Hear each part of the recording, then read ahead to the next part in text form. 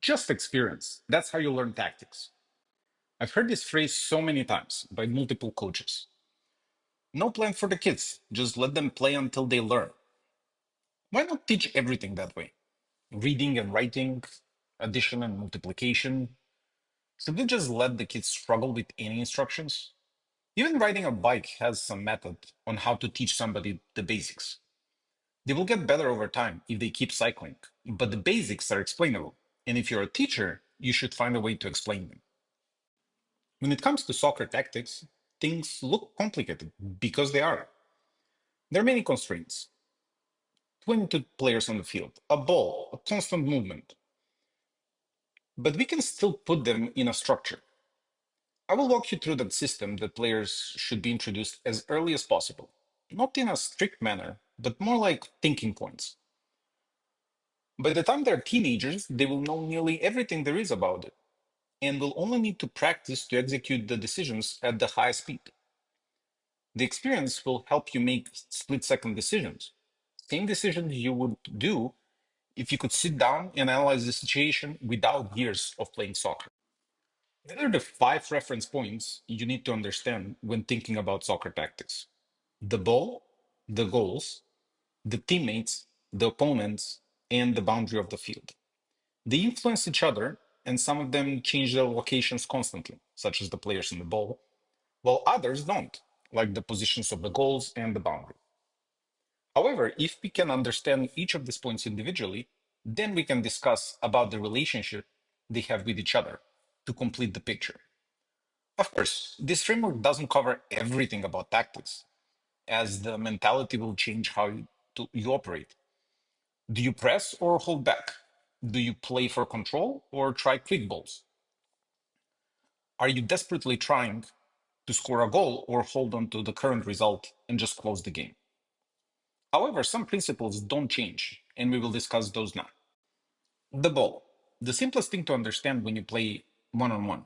If you have the ball, you want to keep the ball until you attack to score. If the opponent has the ball, you try to get the ball. With the absence of other reference points, this is very straightforward. It's so simple that even a 3-year-old understands and can play keep away. With other players in the mix, it becomes more complicated. Say you play 5v5 and the ball is in the middle. Who has the ball will change how everybody is positioned. In one case, we are trying to make the play area large. In the other one, we are trying to compress and stay and limit the playing area.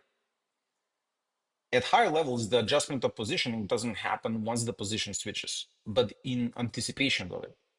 Great players can see moves ahead and get in position where they have advantage at that point. The goals. We said that the easiest thing to determine is the tactics based only on the ball. However, soccer is not played on a grass lawn in random directions. Sorry, it is played like that when I play with my 4-year-old nephew.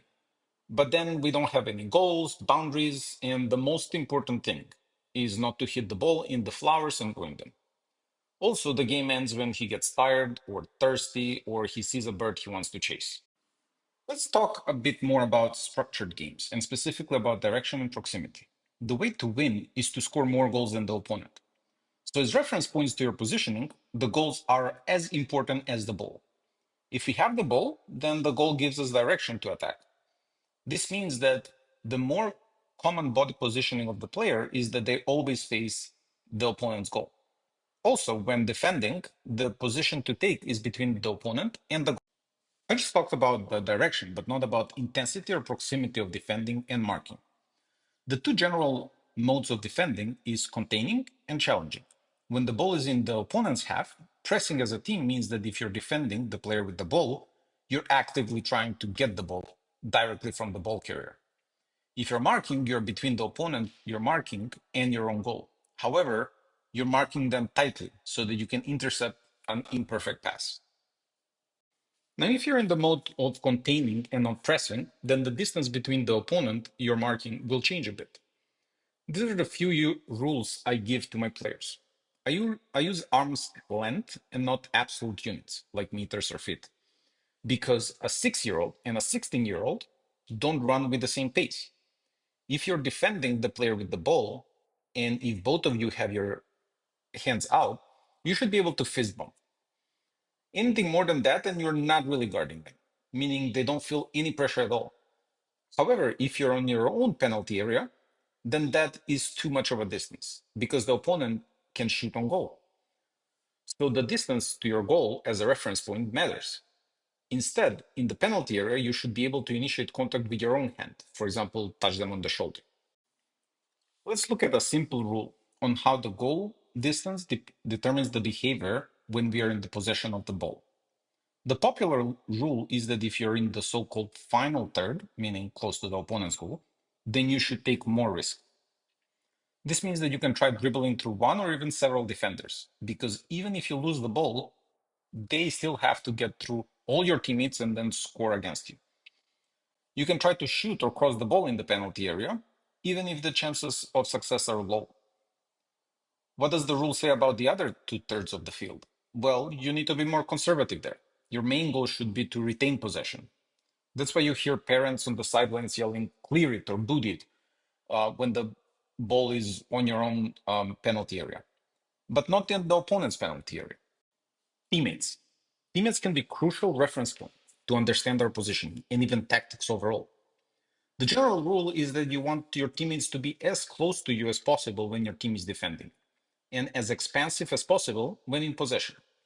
But let's talk about a few specific examples to see how this one variable, a teammate, drives our tactical behavior. Firstly, let's talk about your role during build-up. If you have the ball, you should position yourself to have as many options to progress the ball as possible. This means opportunities for long balls to your attacking players, short passes to your midfielders, option to pass sideways or even back to safety. Your North Star should always be the perfect pass to the striker that can just score a goal. But the more options you have, the better your decision can be. However, you can do it all by yourself, so the teammates must help. Therefore, if you're a teammate, you should find a way to be that outlet. You should always try to position yourself so that the teammate with the ball sees you and can make an easy pass to you. The keyword here is easy. A good teammate is the one that enables their teammates to play simple and easy soccer. Even better, position yourself so that they would want to pass to you because you're in a better position to progress the ball towards scoring a goal. Secondly, let's talk about how we make decisions in the team when attacking. The more attacking the player is, the more they have decision-making power. Let's look at two examples. Firstly, if there's a ball into space on the flank and the striker decides to chase it, they have already made the decision for the winger to switch positions and the winger needs to cut in the middle. This also means that the next runner in line, like the central midfielder, will depend on the decisions by the striker and the winger. Because the winger went centrally, the midfielder needs to come as a support option for the striker. If the winger actually stayed on the outside and held back to provide support, then the central midfielder should actually make the run through the middle. You see, the decision that the central midfielder does depends on the players in front of them, and we can cascade those decisions to the other winger or the fullback and so on. Let's look at one more example in possession. The winger got the ball and is ready to cross it.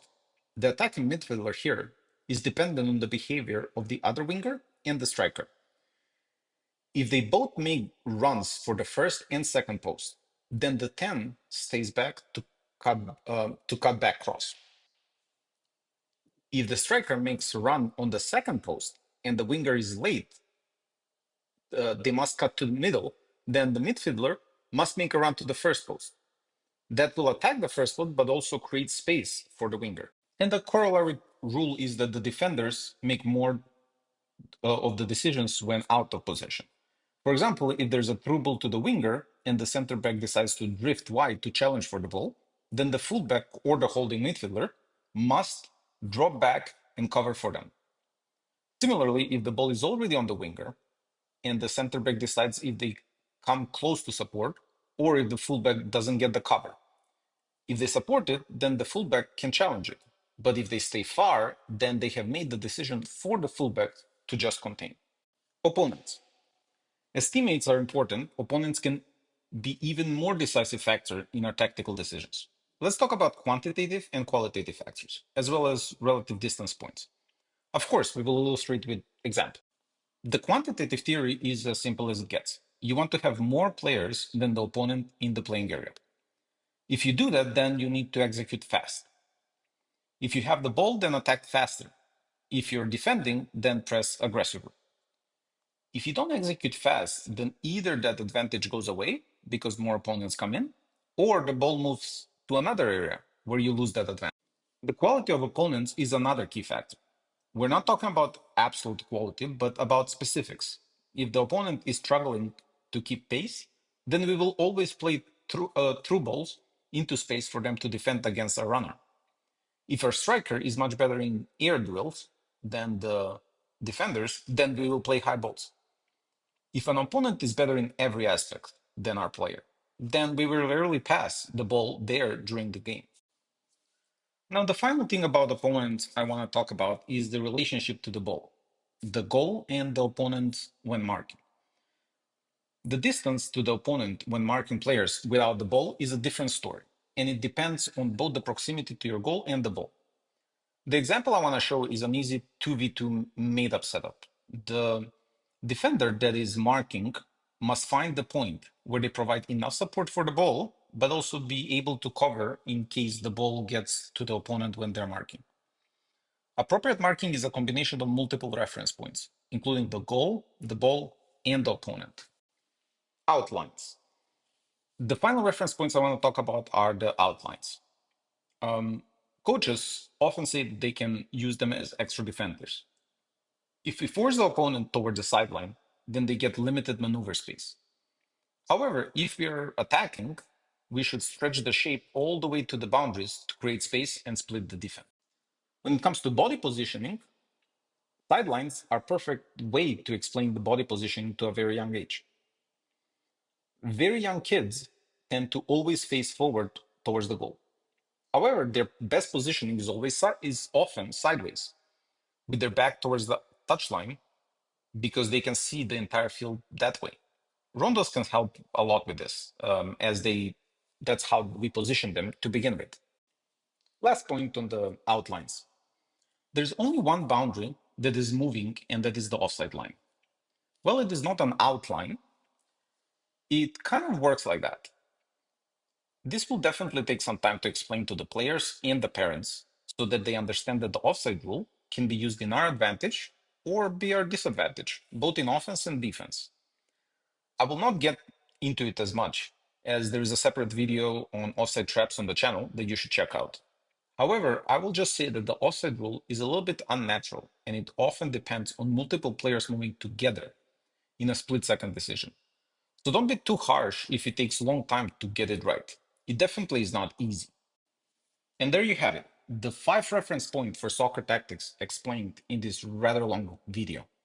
With 11 players on each team moving together, in addition to the ball, it takes a lot of inputs and fast processing to make correct decisions. Some of the inputs from the reference points will also work together or against each other while you try to make that decision. So my best advice is to try and anticipate the game and become faster that way. If you can beat the game and absorb the reference points earlier than the others, you will appear faster because you will be ahead of your time. Smart players don't just play the game, they read the game through its reference points.